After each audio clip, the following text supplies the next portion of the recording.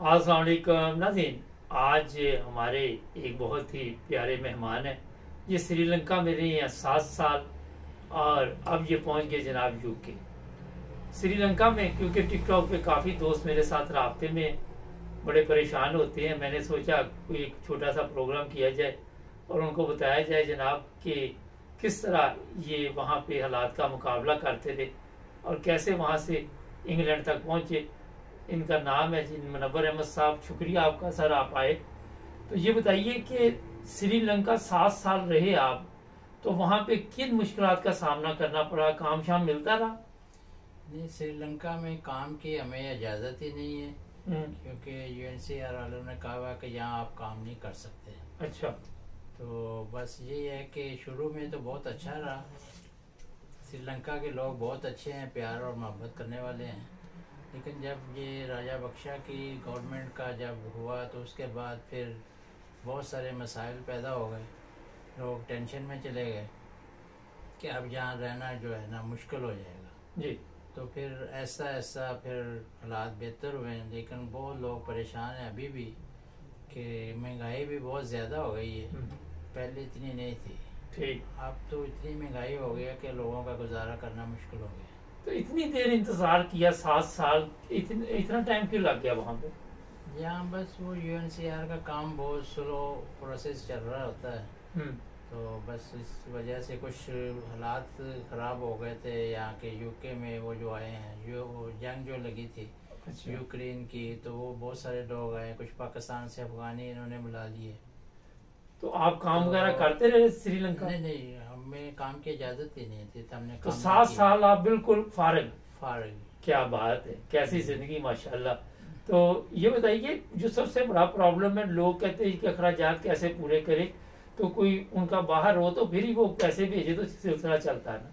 हाँ जी, बस वो मेरा एक बेटा है मेलबर्न में, अच्छा। तो कुछ वो मदद करता था, और मेरा अपना घर है पाकिस्तान कराची में, तो उसका जो रेंट था वो आता था, तो बस हम बस ऐसे ही गुजारा कर रहे थे। अच्छा, जो वहाँ पे लोग जिनका कोई दूसरे, जिस तरह आपका तो चलो एक बेटा भी है और आपका घर भी है, जिनका कुछ भी नहीं, वो किस तरह रहते हैं वहाँ? वो भी फिर थोड़ा बहुत काम करते हैं जो कि गैर कानूनी है। अच्छा। लेकिन वो कर लेते हैं, मजबूर हैं, क्या करें। तो बाज़ दफ़ा फिर पुलिस पूछती भी है उनसे, तो फिर वो भी छोड़ देते हैं कि ये मजबूर हैं, बेचारे आए हुए हैं, तो कैसा गुजारा करेंगे। तो कितनी देर पहले आपका जो यूएनओ ने केस मंजूर किया और फिर कितना टाइम लगा इसमें आपको इंग्लैंड आते हुए? मेरा जो है ना, वो यूएनओ का जो इंटरव्यू हुआ था उसके बाद 1 साल के बाद उन्होंने मेरा जो है ना केस एक्सेप्ट किया था। अच्छा। तो इतनी देर में जो घर आपने लिया हुआ था, क्या रेंट कराया था उसका? हम शुरू में 12,000 रुपये देते थे। अच्छा। तो उसी में ही गुजारा। तो मियाँ बीवी का खर्चा मर्चा खान पीन सब कुछ कितना टोटल हो जाता है? बस मुश्किल से ही गुजारा हुआ है, मकसद अपने ज़िंदगी के गुजारने के लिए तो फिर करना पड़ता है ना। तो मेडिकल का कुछ चक्कर पड़ जाए? मेडिकल का यूएनओ वाले मेडिकल का हॉस्पिटल का फ्री है। फ्री है। अच्छा, आप ये बताइए कि जब आपका केस मंजूर हुआ तो उसके बाद 1 साल आपका जो आप बता रहे हैं इंग्लैंड आने में लगा, तो कितने के लोग इस तरह के वहाँ पे बैठे हुए हैं जो दूसरे मुल्क जाने के लिए बेचैन है और उनके केस मंजूर हुए हुए? बहुत सारे लोग अभी हैं, यूके के भी 10 लड़के हैं अभी, और कोई 4 फैमिलियाँ हैं। अच्छा। उनका भी अभी उन्होंने प्रोसेस मुकम्मल करना है और फिर वो यहाँ आएंगे। यूके का आने का भी प्रोसेस बहुत स्लो चल रहा है। अच्छा सर, ये तो सब कुछ हो गया। 7 साल बड़ा अरसा होता है जिंदगी का।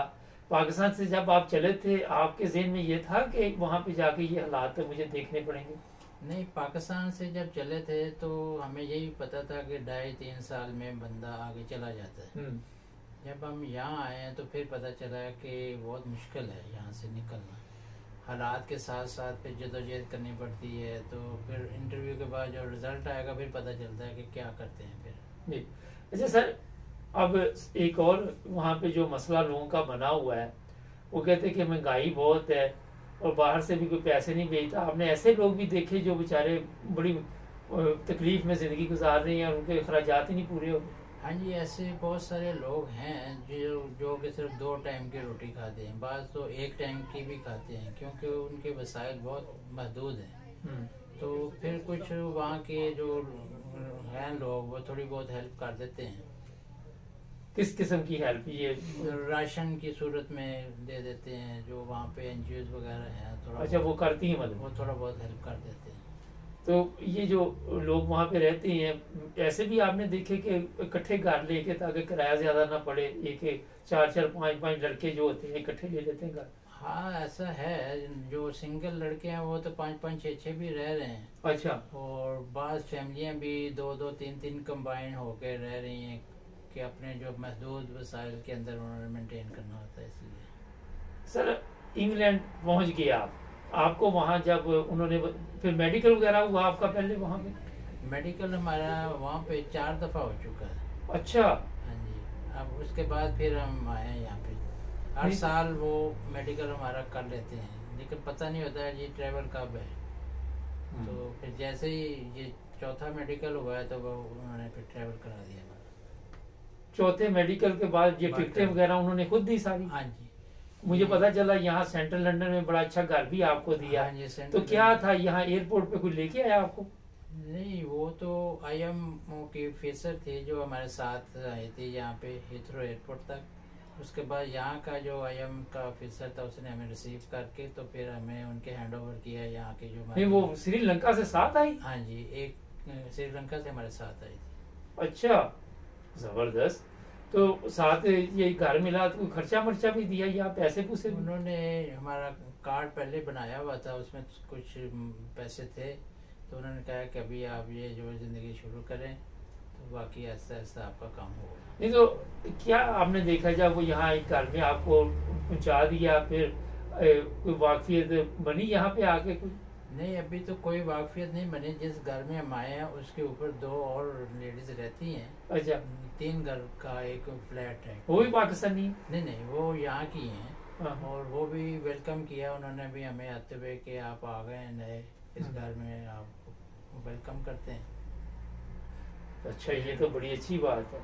तो ये भी है कि ये जो टिकटें दी गई इसके पैसे आपने वापस देने हैं? नहीं नहीं, कोई पैसा नहीं? कोई पैसे नहीं देने। हाँ। और मुझे पता चला है कि आप यहाँ जैसे ही पहुंचे हैं तो अब आपको यहाँ पे पहले यहाँ का रेजिडेंट परमिट वगैरह इशू कर दिया गया था? नहीं, ये फिर 2-3 दिन के बाद हुआ है ये कार्ड जो हमें दिया है ना। अच्छा, 2-3 दिन के बाद। ठीक। और बताइए, कुछ हमारे देखने वालों को जो श्रीलंका रहते हैं, जो हिम्मत हार गए हैं, उनको क्या करना चाहिए? श्रीलंका में काफ़ी लोग हैं अभी, मगर उनका अल्लाह ही हाफिज है। कुछ हो जाए उनका, कोशिश तो कर रहे हैं, कोई रिस्पॉन्सर कोई किसी का कर दे तो शायद वो कर सकें, अदरवाइज वहाँ मुश्किल है। अच्छा, तो लोग कई ऐसे भी जो हिम्मत हार जाते हैं? जाहिर है, लोग घर बार छोड़ के बेच बाच के आ गए हैं तो फिर हिम्मत तो उनकी जवाब दे रही है कि अब हम क्या करें, हमारे पास तो इतने पैसे नहीं हैं कि आगे हम जा सकें। सर, ये बताइए, अगर कोई वहाँ पे जो इस तरह सियासी पनाह ले होते हैं पाकिस्तानी फौत हो जाए तो उसका क्या करते हैं?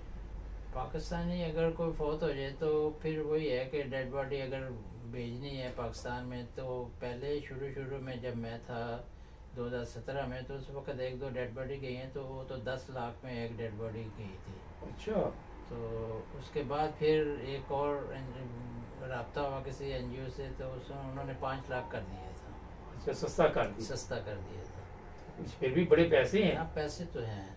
तो लोग कहाँ से देते हैं फिर वो इतने 10 लाख? बस फिर वो जिनके हैं पैसे वो अरेंज करके तो डेड बॉडी भेज देते हैं, नहीं तो फिर वो इधर ही, नहीं पैसे तो दफना देंगे इधर ही। अच्छा, उधर हमारे कब्रिस्तान मुसलमानों के हैं? मुसलमानों के कब्रिस्तान हैं। अच्छा, वैसे तो वो क्योंकि ज्यादा हिंदू मजहब है वो जला देते हैं ना। हिंदू भी हैं, वो बुद्धिस्ट हैं, ज्यादा बुद्धिस्ट हैं। तो आपने कहा बड़े अच्छे लोग अखलाकी तौर पर बड़े प्यार करने वाले हैं, तो ख्याल रखते। क्राइम भी है वहाँ पर, लूट मार भी? हाँ जी, क्राइम भी है। जब बम ब्लास्ट हुआ था तो हमारा खुद घर का सामान जो है ना वो ले गए थे। आपका क्यों लेके सामान? तो क्योंकि हमने 3 महीने का रेंट दिया हुआ था। ऑनर को बोल के कि हम जा रहे हैं मस्जिद, तो फिर ऑनर ने खुद कुछ शिफ्टिंग कर दी, कुछ वो कह रहा जी पता नहीं कोई ले गया, वो हमारे तो गद्दे वद्दे, गैस सिलेंडर, चूल्हा, खाने पीने का हर चीज ले गए। कपड़े वपड़े काफी लेके वो। पाकिस्तान से आप आए थे, यहाँ भी ये हालात ऐसे बिजली पानी का प्रॉब्लम है? यहाँ पे कभी कभी लोड शेडिंग होती है, ज्यादा नहीं होती। अच्छा, तो वैसे तो ये इनका सही है सिस्टम, पाकिस्तान से बेहतर है। जैसे सर अब आप खुश हैं कि आप इंग्लैंड पहुंच गए। ये बताइए कि इंग्लैंड कोई आपने नाम दिया था कि मेरे यहाँ रिलेटिव है या कोई ऐसे लोग हैं, ये स्पॉन्सर किसी ने किया इंग्लैंड से? नहीं, मेरा तो कोई नहीं था। उन्होंने कहा था कि अभी हमारे पास कोटा सिर्फ इंग्लैंड का बचा है। अच्छा, क्योंकि कोटे के ऊपर डिपेंड करता है। पहले हमने कहा था कि हमें वो ऑस्ट्रेलिया में बच्चे हैं, अगर कोटा है तो उसमें डाल दें। वो कह रहे नहीं, कोटा तो ख़त्म हो गया ऑस्ट्रेलिया का, अगर आप वेट करना चाहें तो फिर उसके बाद कोई पता नहीं, कोई कोटा मिले ना मिले, फिर आप कितना वेट करेंगे। तो हमने कहा ठीक है, हमें यूके में डाल दें फिर। लेकिन अब आप खुश हैं यहाँ आके? हाँ जी बिल्कुल। अभी देखा भी नहीं यूके तो अभी तो आप आई हैं, तो कुछ आपको अभी बेहतरी जिंदगी महसूस हो रही? कोई जिंदगी के असरात जरा नजर आए कि आपको ये मसला नहीं यहाँ पे? ज़हनी टेंशन जो थी वहाँ, वो अब यहाँ पहुँचने से ख़त्म हुई है। तो ये फ्लैट में बेड शेड लगे हुए थे, फ्रीजर? हाँ जी, उन्होंने हर चीज़ दी है, खाने पीने की चीज़ें भी दी हैं, बर्तन दिए हैं, बेड दिए हैं, हर चीज दी? हर चीज़ दी है। घर में जो होती है जैसे फ्रिज है, वॉशिंग मशीन है। अच्छा, हाँ जी, हर चीज़ नया? क्या बात, मौज लागी फिर तो। 7 साल खूब दुआएं की आपने? हाँ जी बिल्कुल, होगी कबूल? जी अल्लाह ताला ने दुआएं कबूल की हैं। तो फिर और आए भी आप रमजान में? रमज़ान में है तो मुकद्दस महीना है, और इसमें अल्लाह ताला ने हमें कितनी देर पहले उन्होंने बता दिया था कि आप जा रहे हैं? ये हमें जैसे ही उन्होंने कॉल की थी कि जी आपका ट्रैवल शुरू हो जाएगा, तो आपकी टिकट जो है ना वो 19 तारीख की है। अच्छा, तो तकरीबन उन्होंने हमें 1.5 महीना पहले बता दिया था। तो वो खुद ही वहां से लेके आए, घर से भी एयरपोर्ट तक? नहीं, घर से एयरपोर्ट तक तो हम खुद गए थे। तो एयरपोर्ट पे डायरेक्ट IOM की ऑफिसर आई हुई थी, वो हमारे साथ आई है। अच्छा, ये अच्छी बात है कि साथ आए हैं, बड़ी इज्जत के साथ आपको यहाँ वेलकम भी किया गया। हाँ जी। चले जी, बड़ा अच्छा लगा। कोई बात रह गई हो जो मैंने ना पूछी हो, बता दें। नहीं, बस बातें तो सब हो गई हैं तकरीबन, लेकिन मैं ये कह रहा हूँ कि वो जो अभी हमारे भाई पीछे रह गए हैं, अल्लाह ताला उनकी जल्द मंजिल तक उनको पहुँचाए। बहुत परेशान है। कुछ लोग 2013 के भी हैं बैठे हुए, उनका काम नहीं हो रहा। अल्लाह ताला उनके लिए भी आसानियाँ पैदा करे ताकि अपनी मंजिल मकसूद तक पहुँच सके। मुझे आपने इधर देखा तो आपने पहचान लिया, तो मैंने कहा चलो आपका इंटरव्यू कर लेते हैं। हमारे प्रोग्राम आप देखते थे वहाँ 9 ब्रदर्स? मैं 9 ब्रदर्स का प्रोग्राम देखता था। तो जैसे ही मैं आपके ऑफिस में आया हूँ तो मैंने देख लिया था, आपको पहचान लिया। मैंने कहा ये तो वही है जो मैं प्रोग्राम देखता था। ये आपके ज़हन में भी नहीं था कि अब आप भी 9 ब्रदर्स पे आ जाएंगे, लोग आपको श्रीलंका में भी देखेंगे, आपके बच्चे भी ऑस्ट्रेलिया में देखेंगे? नहीं, बिल्कुल मेरे ज़हन में नहीं था। तो ये तो जैसे मैं दफ्तर में घुसा हूँ तो आपको देखा है, तो मैंने कहा यार ये तो वही है 9 ब्रदर वाले जिनका प्रोग्राम मैं देखता था। तो अब आपका भी लोग प्रोग्राम देखेंगे? अब मेरा भी प्रोग्राम देखेंगे लोग। चले, ये श्रीलंका से आ गए यहाँ पहुँच। चले, बहुत शुक्रिया, बहुत बहुत आपको मुबारक हो यहाँ आना। और जो भी मुश्किलात आपने वहाँ पे देखी, इंशाल्लाह आप यहाँ पे मेरा हाल आहिस्ता आहिस्ता, जब भी अच्छे दिन आते हैं बंदा फिर भूल ही जाता है। हाँ जी। तो यहाँ पे आपको तमाम सहूलतें मिलेंगी, मेडिकल फ्री, हर चीज़ फ्री है। हाँ जी। तो जनाब ये इंटरव्यू इसलिए मैंने लिया कि इत्तेफाक था कि इनसे मुलाकात हुई ऑफिस में, और ये अपनी मिसेज के साथ थे और वो भी बाहर है। तो जनाब हमारी दुआ है कि जो लोग भी श्रीलंका, मलेशिया, थाईलैंड, जिस मुल्क में भी इस अगर बेचारे मुंतजर हैं कि उनको इसी तरह कोई वीज़ा मिल जाए और वो कनाडा, अमेरिका या ऑस्ट्रेलिया या जर्मनी या यहाँ पे आ जाए इंग्लैंड, तो हमारी नेक दुआएं आपके साथ हैं। जुड़े रहें 9 ब्रदर्स TV के साथ, हमें फॉलो कीजिए, सब्सक्राइब कीजिए। मिलेंगे नए प्रोग्राम में, अपना ख्याल रखें। अल्लाह हाफिज़। चलें जी, बहुत शुक्रिया आपका। ओके जी, थैंक यू।